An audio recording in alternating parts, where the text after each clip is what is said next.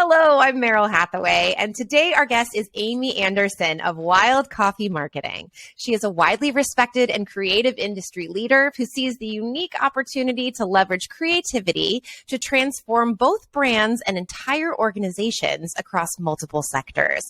She has a track record of driving value for clients through brand and growth strategies, designing teams, and innovative marketing strategies. With Wild Coffee, she focuses on transforming businesses through a diverse set of principles and tailor-made teams that span brand strategy, digital marketing, PR, and consulting.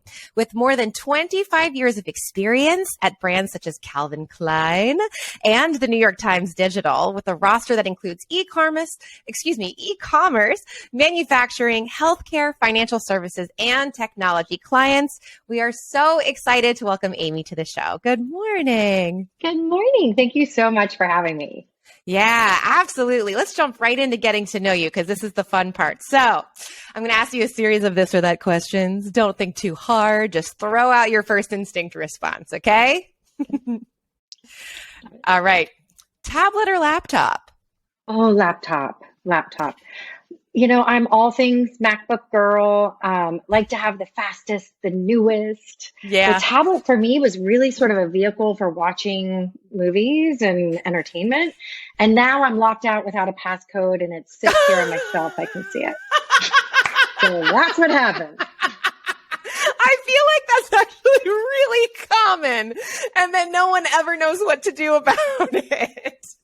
It sits here. It looks pretty. It doesn't get used. Oh my gosh, that's so funny. I wish it the best. I really wish it the best. I know I pet it sometimes just to like make it feel like not so neglected and horrible. But I'm You're like, still look at your loved. sister. Yeah, Yes. look at your sister. Your sister's really powerful, has tons of RAM, a pretty pink case on it, you know. But we don't have a favorite kind of, but you're okay too. You're okay. Right, exactly. Too. I don't favor my children or my devices, sort of. All right.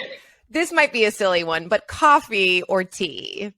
Oh, well, you know, coffee in the morning. I'm a ritual person. I do weird things with pour overs and filters and mats underneath it. And I'm pouring things from this to that. I fancy myself some sort of scientist with a beaker, but that's what I do in the morning.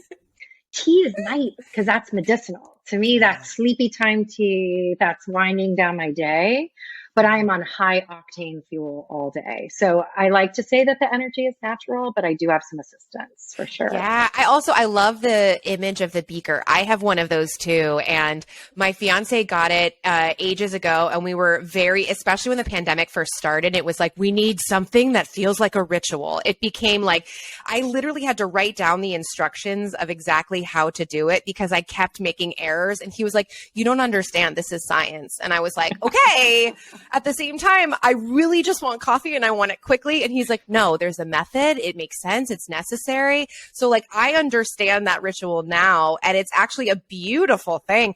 But what's funny is I also have the sleepy time tea, which I always forget I have, but I open the cabinet and sometimes just for a comfort level, I'm like, it's there. I have it if I need it. Yeah. Yes. If I've had too much coffee during the day and I know, or my thoughts are racing, I'm like, oh, the sleepy time is there for me when I need it, you know? But it's important, I think, about ritual and just sort of having that time in the morning where you're like, now I'm heating the water. Now my pretty beaker is on the counter. Now I'm going to get my special Amazon delivered organic vanilla coffee, you know? And it really sort of gives me that time because I wake up in the dark every day. And that's my quiet time. Yeah, rituals are so important. It's something that I've learned so much more about that your brain wants some type of ritual and your body can adjust to it. And it really can change the way that you start or end a day, like your mental health, your physical health. It wants routine. And it's interesting that once you implement it, how much you crave it, you know? Yes. Or something feels off and you don't realize what it is. It's like, oh, I didn't get the beaker out yet. And I haven't stood there quietly and heated my water and gone through my whole thing. And then I have the first cup standing always, which is the thing that I do, you know, in the kitchen, standing up, quiet, and I love it. So, oh, I love that. I'm going to picture that tomorrow morning. I'm going to be like, there she is. She's standing there. She's standing quiet. with her cafe. All right. Instagram or TikTok? Well, I am the mother of two teenage dragons. And so there's enough TikTok happening in my world. So I feel like I can absorb it and sort of be in it through them. But I am an Instagram person. Yeah. And I really love interior design, and it's a hobby. And so that's where I follow all my designers. And then the gram knows exactly what I like to buy. So that's the one with the Apple privacy where they say, do you want the gram to know what you're doing in other aspects of your life? And yes, I do. You're like, Because I'm telling the app to track me all day, track me track all me night. and send me all the things that make me look 22 because I will buy it. It's funny you mentioned that because I think that's become so much more prevalent. The only trip I've gone on since this whole thing started, I saw my two best friends in the world. We hadn't been in the same room in 6 years, we realized, the three of us together. Wow. And we FaceTime multiple times a week throughout this whole pandemic to support each other. And we just got even closer than we've ever been. So we were all in a room together, and we were on a lake, and the two of them get their bathing suits out, and they just start going on and on about the different accounts through Instagram that they've purchased all of their clothes and their swimsuits and their all these things. And I was like, where did you get it? They're like, well, it's this Instagram account that blah, blah, blah, blah, blah. And they were like, I love the fact that people can, that they are like marketed, but they're marketed really specifically to things that they actually want and need. I think that's so much more common. And when you said the interior design, oh my God, there's an account. Do you follow Boho Tribex? No, but I will if now. you don't, oh my gosh, they have all kinds of like gauzy curtains and like, you know, like the yummy ottomans that just happen to match like outdoor decor, and like ways of making like just pillows with canopy sort of things and plants. And it's just the yummiest kind of interior and exterior decor stuff that I'm just always like, I mean, well, the it's visions such a brain it creates release for me, right? Just for my brains, you know, on Twitter, I death scroll, right? Because, or doom scroll, I guess they call it. Yes. I call it death scroll. Oh God. I follow politics and business and sports, right? So Yeah. it feels like my whole sort of social media life is divided into like fiction and nonfiction, or entertainment or an education, right? YouTube for me is more about education. And then I'll be on Instagram to be just, you know, just to take a mental break during the day and look at these beautiful interiors. Yeah, I love that. I think it's a good way of using it. It's a positive way of using it. So, all right, remote work or in office? Oh, such a good question. Remote work. And this has evolved for me over time, right? Our company has been distributed for the start, 3.5 years. We don't have centralized office. We now have optional co-working space for the teams because we think if you need to get out of your house, we are here for you. And we created those spaces. For me, I had to be at my desk at 9 or 8, whatever time I decided that day. And that sort of ritual and that sort of framework around remote made it better. But I like being in my house now. And I do find that people who work remotely, I don't know about you, but I can get 2 days worth of work done in 10 hours. Oh, it's so true. And I think it's very, very common across the board that people are not only more efficient, they're just more productive. And I work almost fully remotely. And I do think that not only do I love it, what it did for me is, because I'm a renter, I don't own where I live. And it allowed me to think of my space a little differently and really like set it up in a way that would allow for productivity in one area.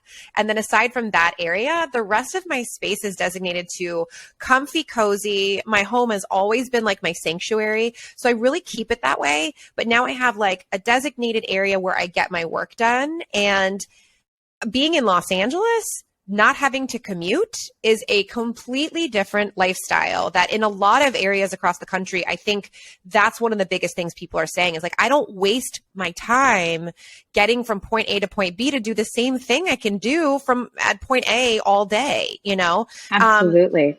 And I do think that some people have the adverse thing where they're like, I need to be out to do certain things and then to come home and have that be a different thing. I get that too, which is why I think having the option for a co-working space is a really great solution for that. And we'll get into that a little bit more, but I agree. I think remote is a healthy option for a lot of people. I think so, especially for parents of young children. That is a gift. Even before pandemic, I said, oh, look, I can give you 2 hours of your life back.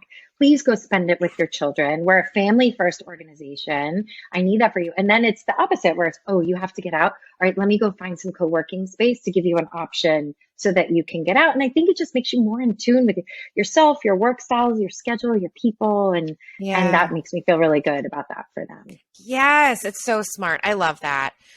Okay, you already sort of answered it, but Netflix or YouTube? Right. So then my entertainment world is in Netflix. Yep. And then YouTube, I can do a great smoky eye. Yep. That's what I use it for. I have makeup tutorials. I've been on this planet a long time, but I still need help with that. So I use it, in that way. Music I listen to on YouTube. Sometimes I like to see the artist perform as I'm listening. But really it's educational. When I've had to teach myself trigonometry again with high school students, I'll go on YouTube. Can you imagine now? That's a hard pass for me. That's a hard pass. Well, understanding when you've maxed out of your children's academics is a real sort of eye opener. Right. I try to stay with them as long as I can. Oh, sure. I know what a cosine is. I'll answer that question. And then I'd go scramble to YouTube. Yeah, you say cosine to me, and I'm like, so there's two of us signing one document, and we're going to do it together. So we're going to do it at the same time together. I even use like DocuSign. It's like, no, I mean, it brings back all of that. Now one has surpassed me. The other is still in geometry, so I can hang tough. But I do use YouTube for all of that. And, I am not a big TV in the background person. Okay. And it's interesting. I have learned to live as I've gotten older in silence. But when I cook, I like Netflix on, or else I'm just very intentional about my TV watching. It is not my companion. It is something that I go into saying, I'm going to watch this, or I'm going to half watch this while I cook. That's so interesting because I am the opposite. I am a TV in the background person. I grew up that way. I used to fall asleep to Friends every night when I lived alone in New York. I think of TV as like the backdrop of what I do. And then it's funny because then there's certain shows. So my fiance is obsessed with the show The Wire. I wouldn't say obsessed, but he loves the show The Wire.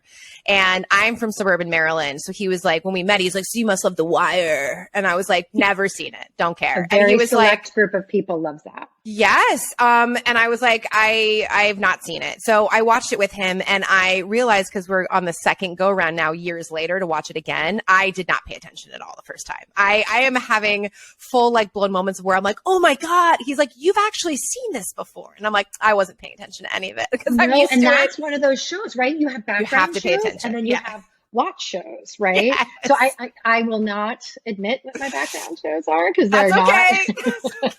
That's okay. I think we all have our shows that we don't have to watch, but are highly entertaining. Yes. But yeah, The Wire is one that you have to focus on. And I love series that you can watch multiple times. I'm thinking about going back into The Sopranos. That's another good one. We rewatched that one 2 years ago, I want to say. And now's probably a good time because I think they're finishing out production on the prequel series that they started shooting with Gandolfini's son as Tony Soprano. So if you get into it now, by the time you're done with it, who knows if that's coming out. Yeah, that could. Yeah. Time it right, Amy. All right. And lastly, entrepreneur or employee? Oh, entrepreneur for sure. Yeah. This is, I was thinking about this recently that I never thought of myself as an entrepreneur. I mean, I came up in my career in a corporate environment. My ex-husband is an entrepreneur, and I would look at him and say, I'm not an idea person. I'm not a this person. And that's not true. Entrepreneurship is a mindset. Yeah. And you can have that in a corporate environment, and it's just called corporate innovation. It's still an entrepreneurial mindset. I just didn't have the courage to go and do it on my own. Fascinating. It's fascinating because I think you're absolutely right, is that I never realized I was an entrepreneur. I've been in entertainment for 14 years and I never realized that because there's no cookie cutter way of becoming an actor or a writer, I've always been an entrepreneur and did not understand that. Because at the same time, a lot of time I've been an employee. I worked at restaurants or, I did other things. But at the same time, I also, along the way, I was a makeup artist for photographers. That's not something that I cookie cutter job. You go get it, you get an hourly wage. It's like you have to create that for yourself. Absolutely. Now I've become a wellness coach. Again, it's a completely entrepreneurial venture. Podcasting, it's an entrepreneurial venture. It's all these different things, but I think we all think of it in one way. And it's like, oh, I have to create a product like Squatty Potty and then go out there and be pitching it. And then now I have a business and I'm an entrepreneur. And it's like, no, it can be in all these different ways. So yeah. And idea generation is entrepreneurial, right? Hustling is entrepreneurial. Promoting yourself is entrepreneurship, Yes. And it wasn't until recently that I was like, oh, I've always had this in me. It just looked really different. And then I had a life change and I went back to work and I said, you know what? I can't be someone's employee with 2 young children. Right. It just doesn't fit in that way anymore. It doesn't fit with my lifestyle. So what can I do? And that's when I started consulting and I never even thought of myself as an entrepreneur then. I'm like, well, I'm just doing what I do on my own. And then it's sort of blown into something else. And now when people say, can you mentor this person who's starting a business? I said, oh, I know how to start businesses. Oh, yes, I do. Yeah. I've loved it. It's been such a journey, Yeah, I love that. All right. So speaking of journeys, we're going to jump into humble beginnings. So Amy, you have to tell us, what was your very first job ever? Well, it's hard to think about as a mother now, but I was a babysitter, an avid babysitter of little tiny babies when I was 12. Wait, babies. So that's different because back in the day, Meryl, there was not this it was sort of the Wild West and you'd have a new mom and she'd be like, oh, you babysit, you're 12. Here's my 1-month-old, And so I had little tiny babies, sometimes lots of them. And it's remarkable. And I think that's when I knew that I really had in me and that desire sort of lit up that I really wanted to become a mother. And although very difficult, sometimes the best thing I've ever done, my most rewarding life with them. But yes, I was taking care of tiny infants before I was even a teenager. Wow. Okay. So do you remember, was it in the evening, on the weekends? And what were you making an hour? Do you remember? Oh, that's such a good question. Right? It's funny. You know what I have the memories associated with is the TV I was watching when the kids were sleeping. So there were these sort of landmark things. I remember seeing the Super Bowl shuffle with Chicago Bears in the 80s. Yeah. And I'm like, this baby's asleep and I'm seeing that. And the other was, I was teaching my children, it's such a weird time to be a teenager right now. We're in the middle of this pandemic and they're trying to live a normal life. I'm in South Florida, very fortunate for them that they've been able to be in school the past year. And so, trying to live this normal life with fears, right? And I said, oh, we didn't have that in the 80s. It's not true, Meryl. We did. Yeah. We had this nuclear race and nuclear war. And there was a movie on TV about this nuclear bomb coming and all of this with Russia. And I was babysitting for the local rabbi in our area. And I remember being at his house, watching this alone in his living room in the dark with his 2 kids in the other room asleep. So my babysitting memories are always about what I was watching and not even so much as the children. And I probably made $5 an hour. Right. I was going to say, or it was $20 for the whole night or something. It was just a flat fee you'd get. What I remember the most about babysitting is that you just take on this full responsibility. I remember the adults that were leaving always looked like they were dressed up in fancy outfits to me. It was always for a special occasion or something. And then I also remember that the biggest thing was how good is their TV and how good are their snacks? Those were the two things snacks. Was because they say, go help yourself, especially when the kids go to bed. Feel free to watch what you like and eat some snacks. And I was always like, I'm gonna. Somebody else, it's other people's snacks. It's OPS. Yes, Dunkaroos and stuff that my mom never got. So I'd be like, they've got Dunkaroos. I'm hitting those hard when those kids go to bed. Little Debbie cakes. I can empty a box of Little Debbie cakes. Remember zebra cakes? Oh my gosh. Yeah. Zebra cakes also came back when I was in college and I gained 20 pounds my first year because I was just this is all on my meal plan. Yes, yes, and yes, I'm doing this. Oh, but yeah, it's so funny. Those are the markers that for babysitting. And I just think it's also really fascinating that so many people, especially women, have this as a very common thread of the first job or the first entryway into making money for a service of some kind. So it's so funny how common it is and how much you do learn from it. And then as a parent, I'm sure look back and you're like, oh my God, I was not CPR certified. I had no idea what to do if XYZ thing happens. No, and we're interviewing They just trust people, you. making sure that they have like some background in this. And meanwhile, people are like, hey, I'm in a sequin dress and here's my baby. Yeah.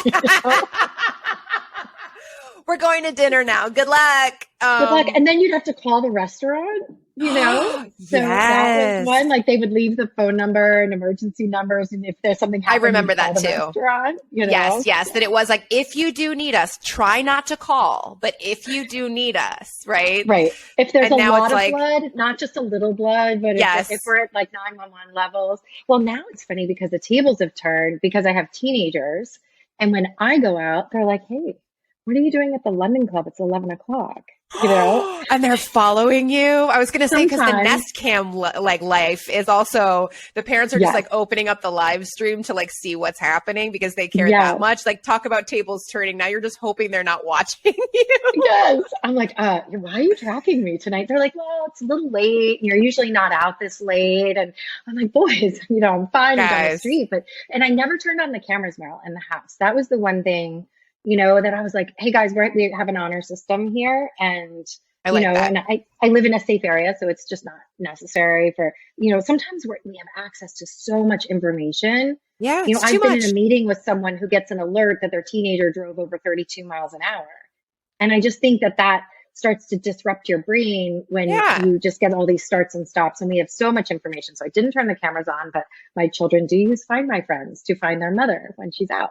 Yeah. So. No, I think there's just too much information accessible. And I like that you do the honor system. I think it makes more sense anyway. So, all right. So all the way from babysitting to what you do now, tell us a little bit of what that journey has been to get into the business that you're rocking these days with Wild Coffee. Oh, well, it's been quite a journey. I went to college at Chapel Hill in North Carolina, and I always knew that I wanted to be in New York. And so it also helps that my father said, hey, by the way, as soon as graduation happens, you're cut off. Damn, he put it out there. Good luck. It was gold. And I'm not paying for grad school. And you're cut off, and that's it. So you better be interviewing your senior year.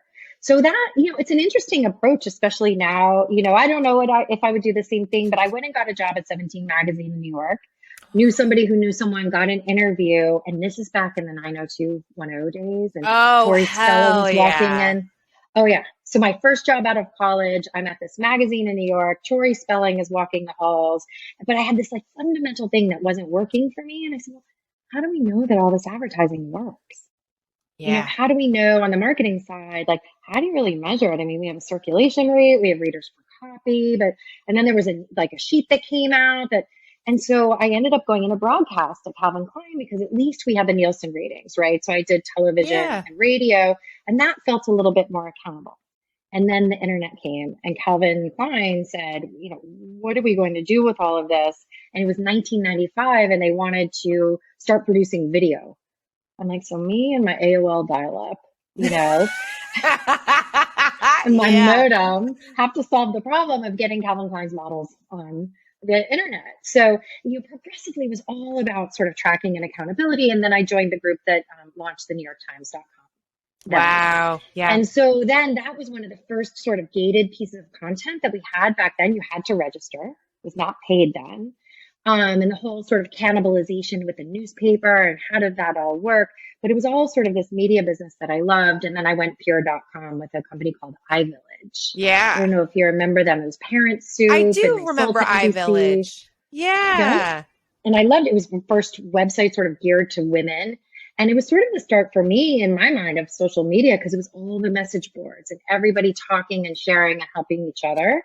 And I felt like that was really the root of where we got sort of with social media today. So fast forward, I started doing a lot of B2B work in big marketing departments, ran a 25-person department in financial services in Miami.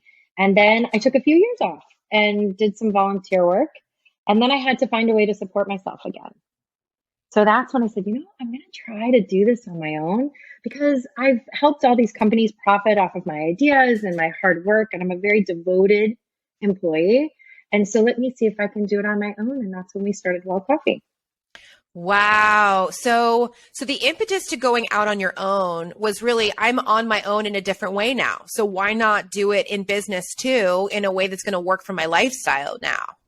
Exactly. And I had these little children, boys, athletes, practices, and I just didn't want to miss it. And I knew it would go by really fast, and it has.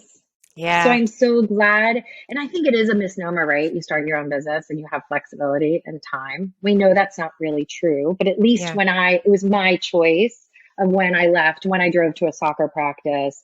And then what has been the most sort of rewarding part of it is supporting those team members and their families, and Yeah. sort of building something new and creating a culture and values and what do we want that to be, and to sort of be in control of that with them and collaborate with them. And now we have almost 20 employees and we're scattered all over the country, and That's it's sort of amazing, that kind of growth. So what are some pieces of advice that you would want to give to female, like starting their own business or females in business? Because I think it is different, right? It's different for women in a lot of different ways, but also being someone that kind of went through the ranks in different ways. And in some, 17 is a very female directed business. It's all about, women. So yeah. what's something that or some things that you feel like you'd like to kind of give out at this stage for you, having lived through this for so long in so many different ways? I think women are sort of amazing in so Yep. many ways. I really admire us for Me all the different too. roles. Aren't we just sort of We're incredible? I mean, awesome. I'm amazing human beings. Think about all the roles that we play in our lives. Yeah. Think about all the expectations on us as women in those roles, Yeah. right? So I know that men do too, and we're all humans having this human experience and we're all connected, but I think that we have to be very nimble and adjust always sort of in our lives to go from a mother to a partner to a business owner to an employee to a colleague. And I think that we're very good at that. Yeah. What I also see is that sometimes because of our conditioning or the way our society is or the way our lives are in business, that it's hard for us in many cases to step up and say what we deserve and what we want. Yes, I think I'm so glad you said it that way, that I think we all know we deserve and want things, but there still is that difficulty of stating it and then asking for it and pursuing that. So what would you suggest? Because that is something that I think any female I know does have a little bit of hesitancy with. Not to say that they don't go for it anyway and make things happen, but there is still that I was in a negotiation recently. Yeah. And my business partner is a man. We've worked together off and on for 17 years. And we find he and I together, and we have a very powerful partnership. We complement each other's skills. We admire each other deeply. We are able to resolve conflict together. And he and I have talked about, he can say things to clients or even our team that I cannot. And mine has to be coded in something a little bit differently that's less big. And there's a wonderful book. Glennon Doyle wrote a book called Untamed. I don't know if you've read it. I have not read it, but I've heard it. It's been suggested to me and I need to pick it up. Yes.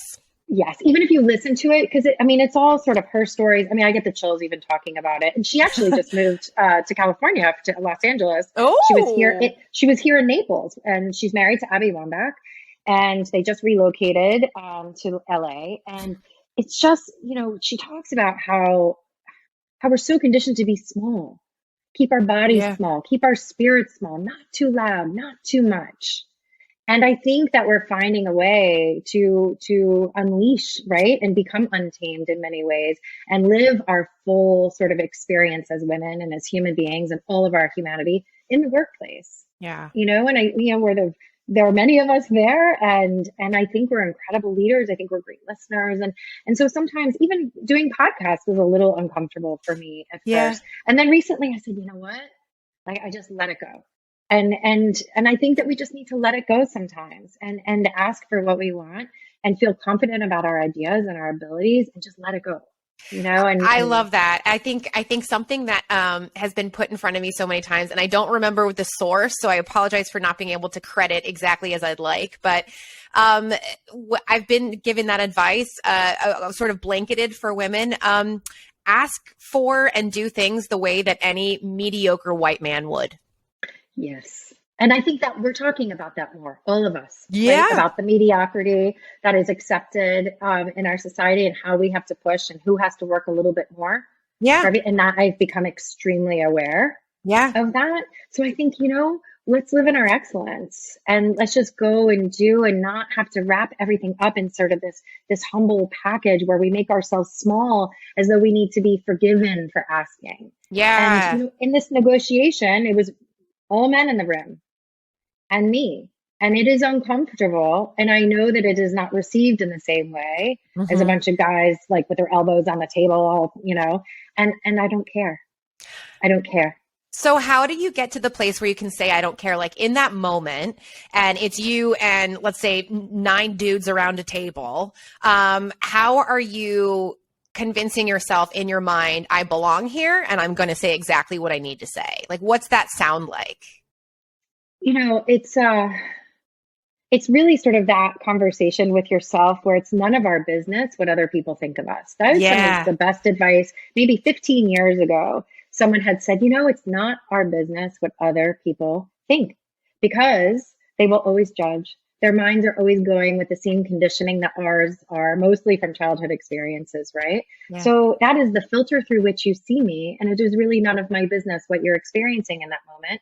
What I care about is how I am bringing, myself to the table, what I'm asking for, what I'm doing. How you're experiencing that is none of my business. So I'm not going to think about it or worry about it. I'm just going to keep doing this and forge on.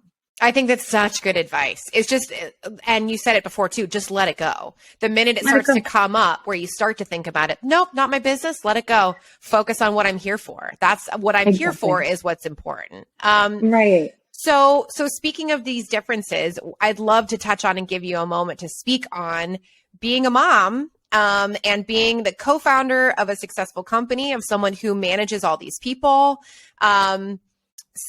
Whatever you'd like to say about that, whether it's encouragement for other people or how you look at it or any of it, or just put out the realness. Oh my goodness. Well, thank you so much for asking that. And it's funny because we are seeing each other and you can see I light up when it comes to these children. And it's someone said to me today, if you want to get something done, ask a busy mom. And I said, yeah, busy single mom too helps. We are like a tornado of sort of movement in many ways. Yeah. And it is a challenge doing sort of all of those things at the same time.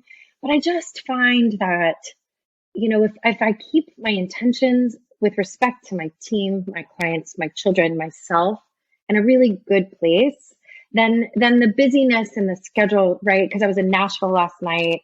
I'm in Orlando this weekend. I'm in Atlanta the next week. I'm back in Miami by Friday. Wow. And then and I'm raising these children, that if you just sort of take a breath and be in those moments and go from one to the next and always to do good, to get good, right? So my children are doing well. My team is doing well, and really building a culture of your family. And you're going to build a culture of your marriage, right? When you get married, you and your fiance, like there's a culture in your home. There's a culture in your relationship. Same thing in your family, with children, without children. Same thing with your team. And it's our company is built on kindness. And that is, are we kind to each other? Are we kind to our clients? And do we choose the right clients that help promote the sense of togetherness and kindness? So I just think just being intentional in what you do, whether you have children or not, or an employee or whatever, it just to have the goodness and the kindness in there. And then things just sort of flow out of that. Oh, it's all so beautiful. It really is. Because I think a lot of people just think of being in business and being a business owner as just cutthroat, just make money, get it going, build, build, build. Who cares? Step on people along the way. And it does not have to be that way. And especially creating your own culture and then having every aspect of that tie with what your own mission is so important. And it just shows that it's possible. So speaking of that, how do you guys approach or how do you as a team approach your client management, knowing that that's what you're looking for in people, is that they sort of mirror that kindness first and goodness first? How do you manage your clients in that way? Well, I think it's good to really vet them as people too. When we're Yeah. deciding, because we are not we're not really an agency, we're not a consulting firm, it's a hybrid, right? So you're hiring us essentially into your company as outsourced teams. So we Mm. go to executive meetings every week. So we actually will not take on an engagement until we say, you know what, let's do a war room day together. Let's spend a day, let's have dinner, let's all decide if we like each other before we go and enter into an agreement, because otherwise it puts us in sort of a vendor situation that we don't want to be in. And I think that dehumanizes people. You need to, Ah, I was at a business dinner in Nashville this week. So interesting. I've worked with some of these folks for a while. Some were new. We all had our iPhones out. Everybody showed a picture of their dog. A child naturally came up, your last vacation, your fiance. And I do think that that sort of humanization of everyone is very important in business. And then when we approach them, I think, I don't know, I think that people really sort of feel it coming off of you and the way we approach them. And we take a moment at the beginning of meetings to check in with everybody, our clients. And then in our team meetings, our icebreakers on Friday, everybody, best personal of the week and best business of the week. oh, I And love I that. That's a great highly idea. recommend, yeah, that teams do that. Take a moment. It takes maybe 15, 20 minutes with 6, 17 of us. And we sit Yeah. and say, like, well, what was your best business moment of the week? And it often it comes in like team shout outs, that this Yeah. person supported me in this way this week. It's never like, oh, I did this. And it's usually about the team, about the client. And then when people are sharing their personal, I know what their triumphs. I know, that one of our brand director's husband has a birthday this weekend. And so then I can check in with them and say, hey, how was Steve's birthday? Was it Yeah. great this weekend? And it really sort of brings everybody's humanity to the table. Then you can get into work. Ah, I love that. What a great idea. I wonder how different cultures would form if people instituted things like that, because it really does. And like you're saying, it doesn't have to take a whole lot of time. Mm-hmm. But everyone is a person first. So if you focus on that, even just a little bit more on a weekly basis, the amount because there's so much in conversation right now about, all these companies are like, oh, we're having a hard time hiring people. And then you hear from people who need jobs like, yeah, but you're not offering us anything. We know that you don't treat people well. We know you don't pay well. People don't want that anymore. They don't have to deal with that anymore.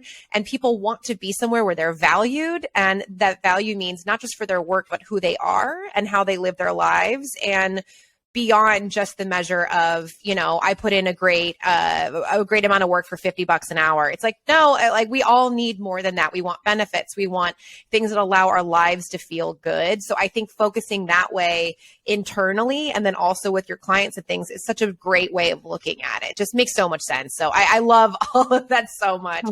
Oh, so glad.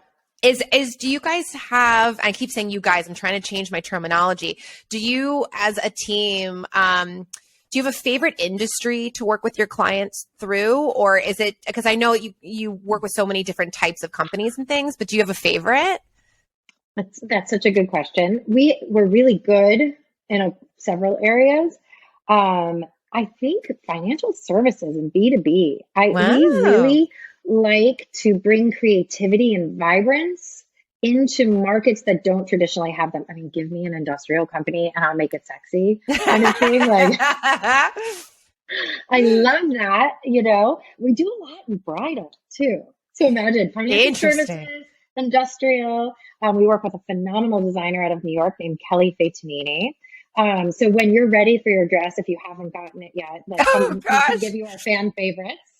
And then we're actually multi-location is another one that we're really good at that we like a lot. So one of our clients is Stretch Zone based in Florida. Oh. They have 120 locations nationwide, growing like gangbusters. Drew Brees just bought into several locations and is a spokesperson for them. Oh wow, Yes. congrats. And he's phenomenal to work with, by the way. He Yes, I've really heard is. wonderful things about him Such a how he approaches life and people. when we talk about culture and our clients, like goodness gets goodness. and goodness Yeah. brings goodness. And he is like that, you know? But multi-location marketing brings its own challenges. How do you know what's going on in 120 locations? How Right. do you create brand consistency? What software do you use to manage all of that? So we really thrive in bringing visibility to the corporate level of what's happening in a franchise scenario. And that's a lot of fun for us. We really enjoy that a lot. Oh, wonderful. So many good tidbits, so much good stuff. I love it. All right, Amy, we're going to jump right into the last segment of our show called Branded, where I get to ask you a couple of fun multiple choice questions. And if you get them all wrong, you win. And if you get them all right, you win. And if there's a combination of both, you win. So Oh my no God, because I matter almost what. had a Bobby Brady in the quiz show moment. Did you ever see that? I might be dating Yes, where he's myself, like, but the camera "Ah." goes on in the quiz show, the red light goes on and Bobby freezes and blows the whole thing. So thank you No, for you'll giving be me that fine. moment. Yes, here's the thing. This is not meant to stump. It's meant to put out fun ideas that normally don't get discussed as much. Plus, sometimes I get to say percentage, and I don't normally get to say percentage very much. This allows for Oh, me I to love do that. that. Yeah, that's not a verbal that we use, right? It's a It's symbol we not use, but we really. don't. Yeah. Do you have So, a favorite and word? oh, Do you that's a have a good favorite word in the question. English language?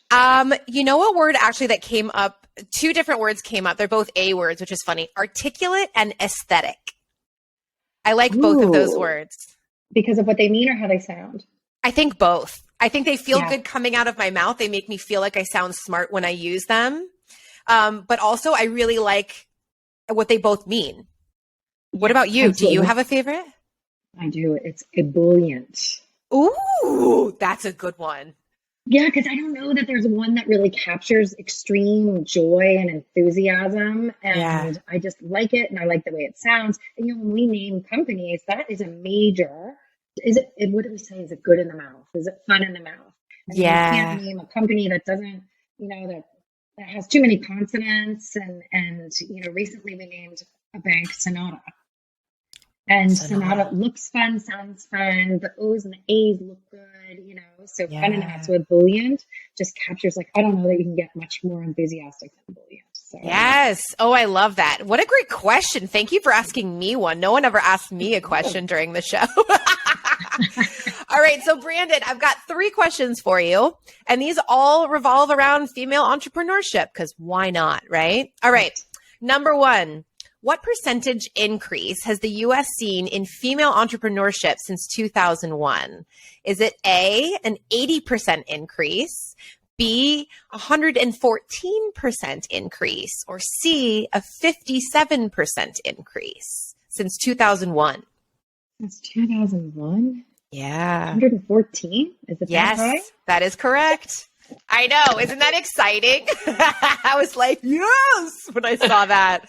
That is amazing because I mean, I know. so much has happened for us, and gig economy I think has been great for us. The need for flexibility, Yeah. I love that. Oh, that number makes me happy. I know. It makes me happy too. All right. Number two. On average, men-owned companies grow by 78% since starting, compared to the growth seen by women-owned companies at which percentage? Is it 62% since starting the growth? Is it also 78, so matching men-owned companies? Or is it C, 84%? Well, with girl power, I just have to say 84, whether that's the number or not. I've got to You think are that is correct. amazing. They See, grow aren't we faster. amazing? Yeah. So female owned companies, they grow faster and they create more jobs. Fact. Wow. I know. Wow. I recently talked to a PhD who runs the entrepreneurship program at Florida Gulf Coast University here in South Florida. She is phenomenal, in her 70s, just founded the school. They just finished construction on a new building. She studies whether companies expand or contract in second generation, right? Oh, So when they've been handed down, and it's about cognitive processing, and that's what her research is on. And I wow. believe that women, we have to be good problem solvers and Yes. creative thinkers to solve problems. And I think that helps contribute it to it. It's sort of our ability to do that. So Agreed. Agreed. I love love it. that. What a cool sounding lady too. Come Yeah, on. oh my gosh, she's my spirit animal in business. Yes. I called my children on the way home. I was like, guys, mom just met her business spirit animal. And I thought that was so clever. And they go, Mom, that is so weird. Yeah. And you're like, it's not. There's a poster coming up on the wall Trust me. soon. All right. Last question. Between 2007 and 2018, firms owned by women of color grew by what percentage? I love this stat also. Is it A, by 163%? Is it by B, 91%? Or C, 18.5%? It's got to be 163. It is. Yes.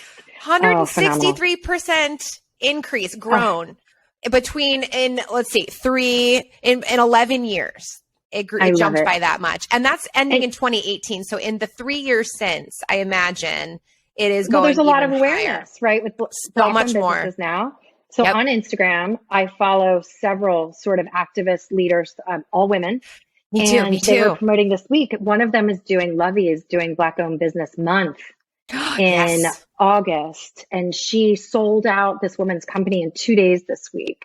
And so it is so great to go and follow those thinkers and activists and learn, and then also support these Black women owned businesses and women of color owned businesses. I think it is phenomenal. I love it. And it's that intentionality, right? Like again, that you mentioned earlier, it's being really intentional also with where do you spend your money, right? Are you going to go to Target to get a t-shirt, or are you going to go a little bit further and check on Etsy or different people's shops and find women who are creating things that are probably even better and definitely better quality, that you will then be giving your money to support them in their ventures? It's such an important thing to keep in mind. And I just feel like these stats just show a lot more people are paying more attention and going, how can I intentionally create change also, for women, for women how of can color, we lift each other up? Ways. Yes, exactly. Right? Exactly. Like, how can we all be allies to each other and lift each other up and support each other? And that's what another aspect of us that I think is sort of remarkable in that intentionality is women and how we get there. So yeah. I love it. Amy, I loved having you on the show today. And I just want to give you the opportunity to let our listeners know where they can find you, reach out, ask questions, follow you, support you, all the different things. Where can people reach out? Absolutely. Thank you. We're at wildcoffeemarketing.com, and I'm Amy Anderson PR on Twitter, where I am often. And we show a little bit about our work and our team, and I'd love to answer any questions, give any advice that women especially would have in business. And it's been so fun sort of mentoring these young women it is remarkable sort of their ideas and how they're getting things to market. I love it. So. Fantastic. Well, thank you so much. You were so wonderful to have on the show. I appreciate you being here. Thank you for having me. This was wonderful. Thanks, Meryl. Yeah.